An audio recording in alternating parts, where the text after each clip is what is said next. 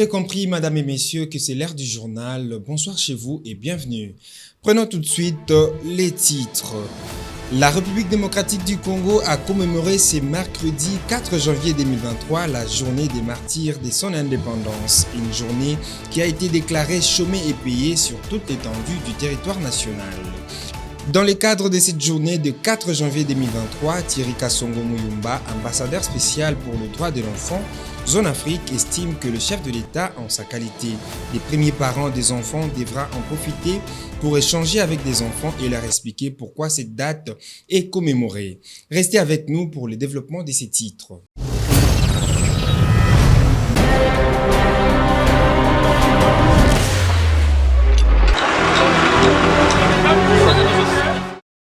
En marge de cette journée de l'indépendance en RDC, Thierry Kasongo Muyumba, ambassadeur spécial pour le droit de l'enfant en Afrique, estime que le chef de l'État, Félix-Antoine Tshisekedi, en sa qualité de premier parent des enfants, devra en profiter pour échanger avec des enfants et leur expliquer pourquoi cette date est commémorée, mais aussi pour permettre aux enfants de lui poser des questions sur sa petite enfance, sa jeunesse et sa vie politique. Thierry Kasongo est dans cet extrait choisi pour vous par Henri Nguindo. À de telles occasions, offrir des espaces pour les enfants, pour expliquer aux enfants pourquoi cette date, qu'est-ce qui s'était passé cette date, comment c'est arrivé. Et au cours des séances académiques, les enfants pourront connaître comment le président de la République, son parcours, comment il est devenu président de la République, sa petite enfance, comment il s'est choisi lorsqu'il était enfant l'option au niveau des humanités, comment il s'était choisi par exemple le filière au niveau de l'université, comment son père et sa mère qui fut chaque fois relégué, arrêté, torturés, renvoyés dans des prisons, dans des caves. Comment ils ont accepté que leur fils, aujourd'hui président de la République, puisse adhérer dans le parti et faire la politique? Et pourtant, la politique, c'est chaque fois qu'ils étaient en résidence surveillée et autres. Comment le président de la République s'est choisi sa chère épouse, Denise Nyakero Tshisekedi? Où est-ce qu'ils se sont rencontrés pour la première fois? Dans quelles circonstances? Et le chef de l'État était habillé comment? Et la dame comment? Toutes ces questions, c'est pour les enfants. L'éducation, la gratuité de l'éducation. Pourquoi il a, dans son programme, imprimé la gratuité de l'éducation? Et pourquoi il a, à travers sa femme, instauré la bourse Excellencia? Toutes ces questions pourraient être discutées, échangées, partagées avec les enfants. C'est important pour que les enfants puissent choisir un modèle. Et le même exercice pourra se faire auprès du Premier ministre, le président de l'Assemblée du Sénat. 4 janvier 1959, 4 janvier 2023, une date marquant le soulèvement et la réclamation du peuple congolais. Plusieurs Congolais ont été tués en cette date, rappelant la radicalisation du mouvement de l'indépendance. Récit dressé par Jennifer Balouti. C'est en date du 4 janvier 1959 que fut le déclenchement de la conquête de l'indépendance obtenue 1 an et demi plus tard. Cela fait 64 ans aujourd'hui que les Congolais se souviennent comme si c'était hier de cette date qui a poussé le pouvoir colonial à prendre conscience de l'intense ambition des Congolais qui était l'indépendance. Des émeutes marquant un tournant décisif pour l'indépendance, 40 personnes ont été tuées selon le bilan reconnu. La BACO rajoute que plusieurs centaines de Congolais ont été abattus. Tout a commencé par le retour du leader congolais de la ville d'Accra, Patrice Emery Lumumba. La population avait réclamé de lui un compte rendu de tout ce qui s'était dit. Malheureusement, l'autorité coloniale ne cautionnait pas cela et a catégoriquement rejeté la tenue de ce meeting. Non loin de l'endroit où devait avoir le meeting raté, au stade Tata Raphaël, se jouait une rencontre de football entre V-Club et Mikado. Déçus par la lourde défaite d'un score de 3-1, les fanatiques de V-Club ont rencontré les mécontents de la BACO, jonction entraînant une révolte populaire et sociale spontanée dénommée émeute du 4 janvier 1959. Triste est de constater qu'aujourd'hui, la place Imka, berceau de l'indépendance, reste abandonnée à son triste sort. Aucune manifestation officielle en cette date en 2023 n'a été prévue et cela n'a pas empêché que cette date garde tout son sens. Après son enrôlement, le président de la Chambre basse du Parlement, Christophe Mbosso, a déployé une intense activité politique à Kenge ce mardi 3 janvier 2023. Suivez. Christophe Mbosso, président de l'Assemblée nationale, poursuit son séjour dans son fief électoral du Kwango avec une intense activité politique en rencontrant des présidents fédéraux de l'Union sacrée ainsi que des délégations de forces vives de la province dont les enseignants, les fonctionnaires de l'État, les agriculteurs, les chefs coutumiers et les notables. C'est mardi 3 janvier 2023, dans sa résidence de Kenge, les présidents fédéraux de partis politiques membres de l'Union sacrée de la nation de la province de Kwango, sous la conduite du coordonnateur provincial, ont échangé avec le président de l'Assemblée nationale, Christophe Mbosso Kodiampwanga. Les échanges ont porté sur le fonctionnement de l'Union sacrée de la nation en vue de se mettre en ordre de bataille des élections de décembre 2023. Avec les autres délégations, dont les enseignants, les fonctionnaires de l'État, les agriculteurs, les chefs coutumiers, les notables, etc., les échanges ont tourné autour de maux sociaux et économiques qui rongent la province. La situation de routes et des dessertes agricoles, l'amélioration des systèmes de santé, la qualité de l'enseignement. En réponse à toutes ces préoccupations soulevées, le président de l'Assemblée nationale a réaffirmé son engagement de s'impliquer davantage pour répondre à toutes ces inquiétudes soulevées. Enrôlement, le docteur Itoko Libana Bertin, médecin spécialiste en santé publique et santé communautaire, gynécologue des Rénaux, s'est enrôlé aujourd'hui 4 janvier 2023 dans sa circonscription de Lukunga dans la commune de Barumbu. Il a appelé à cet effet à l'enrôlement massif de ses administrés car ceci est un devoir civique. C'est un reportage de Jennifer Balouti et Hilaire Nyoka. À en croire le docteur Itoko Libana Bertin, les activités menées sur terrain sont déjà connues et acceptées par la population de la commune de Barumbu. Il a chuté en remerciant tous ceux qui l'ont accompagné en ce jour et leur a demandé de toujours lui faire confiance, comme à l'accoutumée, afin de réaliser au mieux leurs objectifs pour 2023. Je suis très satisfait pour la journée d'aujourd'hui parce que d'abord, s'enrôler, c'est un devoir civique. Et nous devons savoir, nous devons reconnaître un adage qui dit le lendemain se prépare aujourd'hui. Alors venir s'enrôler, c'est pour préparer notre lendemain. Donc je suis venu accomplir mon devoir civique. Je vais par cette occasion demander à la population d'accomplir le même devoir, permettre d'élire ces dirigeants de lendemain afin d'assurer le développement de notre pays. La route nationale numéro 2 est dans un état de délabrement avancé. La population de Mwanga dans le sud Kivu lance une sonnette d'alarme aux autorités de ce coin du pays. Commentaire avec vous, Jennifer Balouti. Suite aux fortes intempéries abattues dans plusieurs parties des territoires de Mwenga, il a été enregistré plusieurs éboulements et glissements de terrain entre les territoires de Walungu et Mwenga sur la route nationale numéro 2. On signale l'interruption du trafic entre Kasika, chef-lieu de la chefferie de Luindi, et Mwenga Centre à cause d'un glissement de terrain.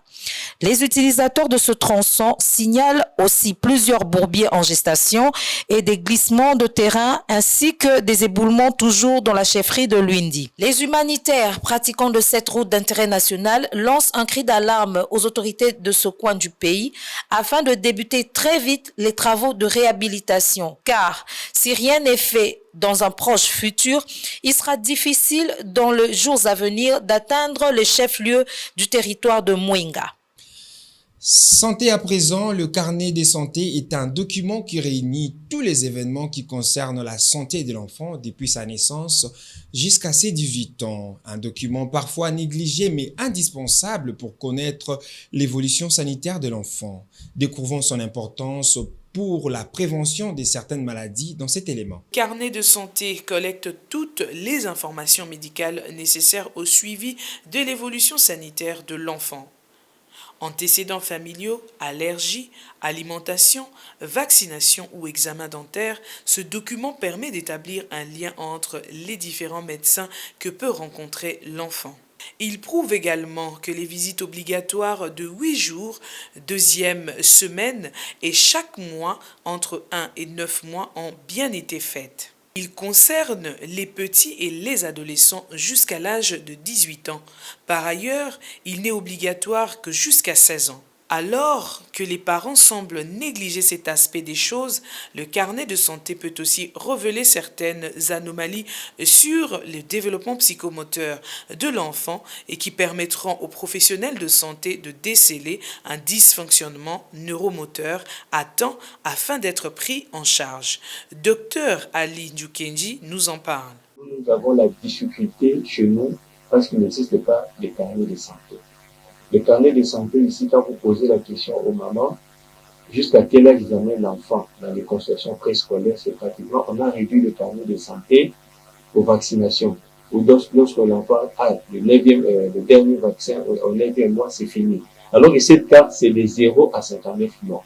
Cela revient à dire qu'on a réduit cette carte seulement. Les maladies qu'on peut identifier, ce sont les maladies de malnutrition protéino-énergétique, parce que là, on suit que le poids et la taille de l'enfant. Alors que dans cette carte, sur la carte de santé, il y a aussi le développement moteur. Il y a le développement psychomoteur, il y a aussi le développement psychosexuel.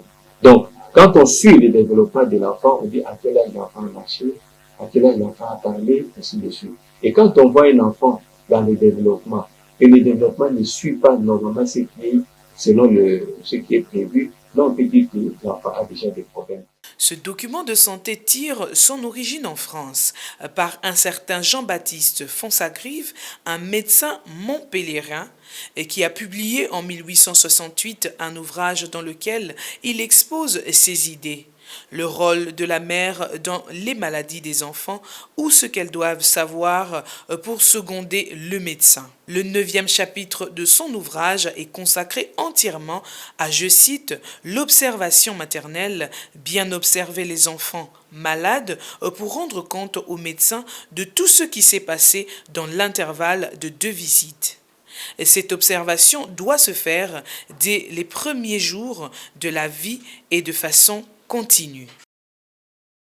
Prenons aussi cette information. La Fondation Tuzolana a procédé aujourd'hui à un échange de vœux avec ses membres dans la commune de Kalamou au siège de la dite fondation. Son président Manuel Tuzolana a tenu à remercier ses membres partisans pour la réalisation de l'année 2022 et a souhaité ses vœux le meilleur pour l'année 2023. Suivez. Œuvrant pour le bien-être des habitants de la commune de Kalamou depuis le 7 avril 2021, la Fondation Tuzolana a voulu se réjouir avec ses membres en ce jour afin de partager un repas pour les fêtes de Nouvel An. Ayant à son compte plusieurs réalisations telles que l'encadrement des jeunes, l'assistance aux personnes vulnérables, l'assainissement de certains quartiers de la commune de Kalamou, le paiement des frais scolaires des enfants orphelins de quelques écoles de cette municipalité et l'assistance de quelques mamans en perte de fonds de commerce. Son président, Manuel Tuzolana, natif de Kalamou, a placé quelques mots concernant cet événement. J'ai eu la résolution implanter ma fondation pour pouvoir aider les démunis et les personnes qui nécessiteuses. Raison pour laquelle aujourd'hui je pensais à ces jours de Nouvel An de festoyer ou de partager un repas d'ensemble, un repas pour tous, avec les personnes environnantes. Les perspectives pour cette année, c'est vraiment que les gens puissent être heureux, déjà, dans un premier temps, et essayer un peu de développer le vivre ensemble. On est dans une organisation non gouvernementale et les choses que j'ai faites, c'est vraiment des choses sociales.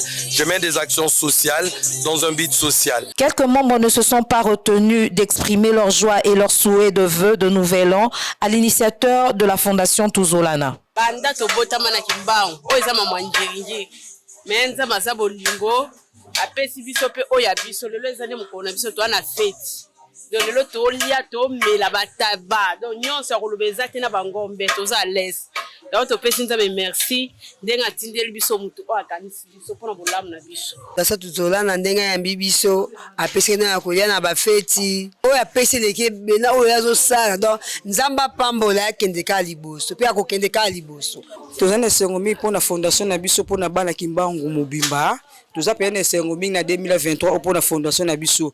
Donc eza pena na makamoko ya bien na fondation oyo azali ko sala biso pour na Kimbangu 3. Ezali na Kimbangu do baka Kimbangu to mobimba na fondation Luzolana oyo ayambi biso ba mama lelo pour na koyamba lelo na mo activité sala biso pour la baba. Selon le président de la fondation Tuzolana et mandataire dans une société publique de la place, les actions menées par la fondation Tuzolana sont des actions sociales pour un but social. Sport pour finir, le roi Pelé repose au premier niveau du cimetière les plus hauts du monde. Telle était sa volonté dès son vivant pour permettre au public de lui rendre hommage sans trop de difficultés. Son père, son frère et son fils sont au 9e niveau de ces mêmes cimetières qui est situé dans la ville de Santos au Brésil. Suivez cet élément. 5 jours après la mort du roi, qui s'est éteint jeudi 29 décembre à l'âge de 82 ans, le légendaire numéro 10 de la Seleção a été inhumé dans l'intimité familiale mardi 3 janvier au mémorial Nécropole Eucamenika de Santos, un cimetière vertical non loin des villas Belmiro, là où il a réalisé ses premiers exploits.